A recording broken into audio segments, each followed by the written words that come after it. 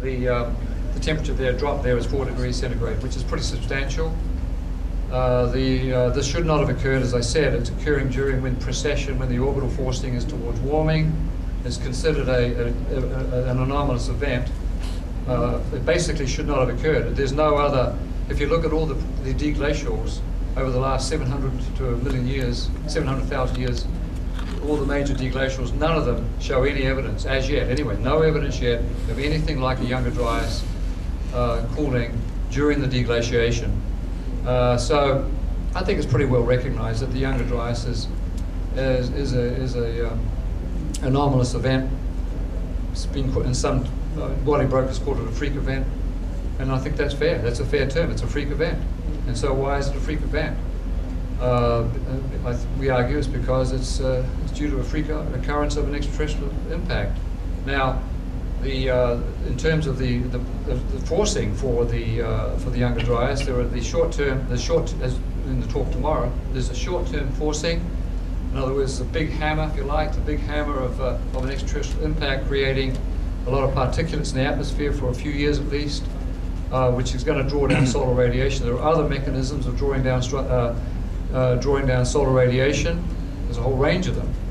So I think this is actually an interesting event in the sense that clearly there is a major climatic effect of resulting from this event, if you accept that there was an extraterrestrial impact. So there are short-term, and I think that when you look at the total record in the late Quaternary and try to think about all of the climate changes that are occurring, I would suggest that it's the combination of the short-term impact-related cooling in association, remarkably, with a major change in ocean circulation. In other words, a turn-off, if you like, a shutdown of the oceanic overturning, or if you like, the oceanic conveyor, whatever you like to call it. That occurred, and that was crucial because otherwise the Younger Dryas would not have lasted 1,200 years. That provided the inertia for a long-term cooling, which we call the Younger Dryas, about over 1,000 years. If there had not been a turn-off of the ocean, a major change in oceanic circulation, I don't think we would have had a long Younger Dryas. Would have been just perhaps just a short climatic perturbation result of the impact. So why did we have a change in ocean circulation? Because the impact event destabilizes at least the edges of the Laurentide ice sheet, and that provided the meltwater and the low salinity surface waters that shut down the oceanic conveyor, and all that happened in just decades, very abruptly.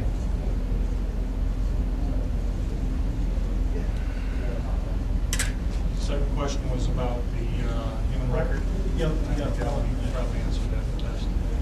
Doug, do you want to add anything to that at the moment? No, you can talk about the mythology aspect. I think you've written some things about that. Okay. Yeah, there are a lot of cultural stories. It's hard to put them into context and say, of course, that they apply to what event. Impact events do occur, small and large.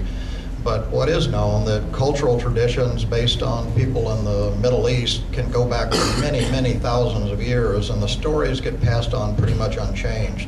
The Native Americans have a long history of that being the way that they communicate their history, and so the feeling is that at least parts of whatever happened in the past are being brought forward.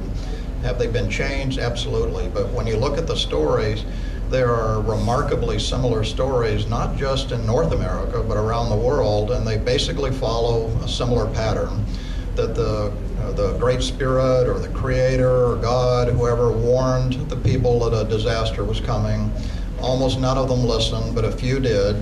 They took some kind of action to protect themselves not long afterwards, and it varies from the stories. Either stones, fire, ice, or clouds or water fell from the sky and wiped out almost all the people and almost all the animals, and the survivors went on to repopulate the earth. Well, our theory, and we've looked at a lot of those stories, our theory is that that can't be coincidental. Native people today, when they have a normal flood where a river runs over its banks, they don't generally say everybody in the world died and all the animals perished. So clearly something catastrophic happened.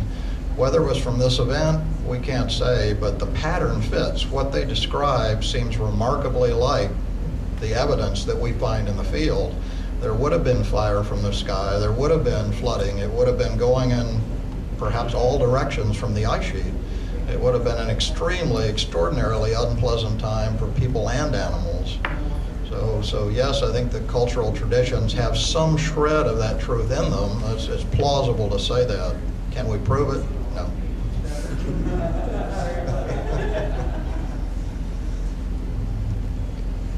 Bas?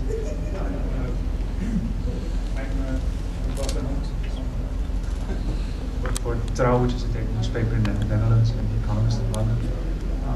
I'm intrigued by the Belgian find, and also Mr. West's last answer.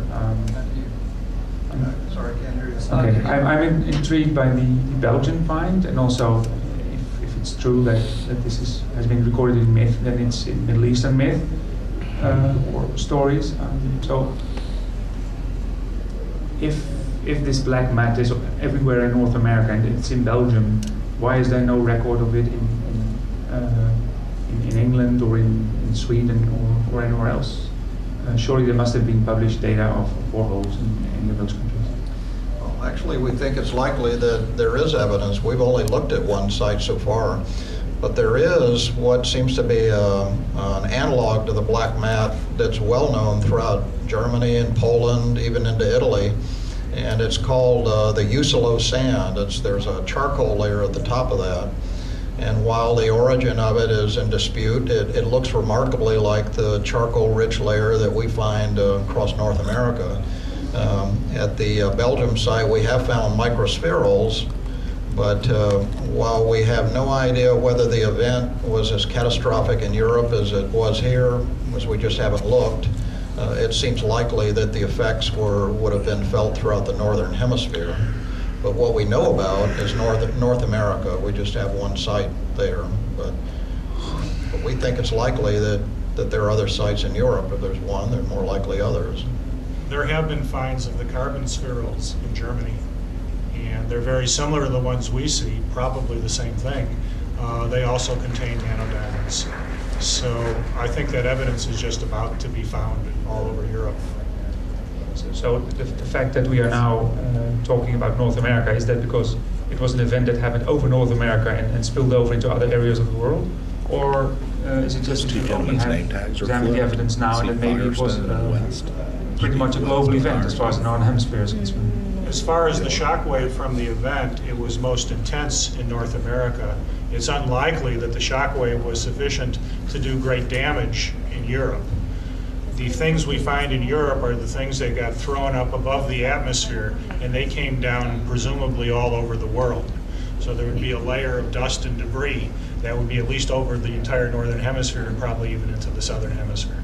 So there's no charcoal layer in Belgium? Well, there in may have Belgian been fires scientists. in Europe. It's possible because when these things blow up, hot material can come down far away and establish fires. But the major damage, if you're within 100 kilometers of the initial event, you're incinerated. If you're within 1,000 kilometers or so, you're just cooked. And if you're within the coastal boundaries of North America, you're swept away by the tremendous wind and shockwave of debris that comes out of this thing. But if you're across the ocean, you just have things falling from the sky periodically. It's less destructive. I think that's a good question, and there's far more questions coming out of this than answers at this point. I mean, it's opened up a lot of questions that we hope will be that this initial study will encourage by multiple workers in the future, and the evidence, at least in my understanding, the evidence in Europe is that there tends to be a response, at least in the high latitudes of northern Europe.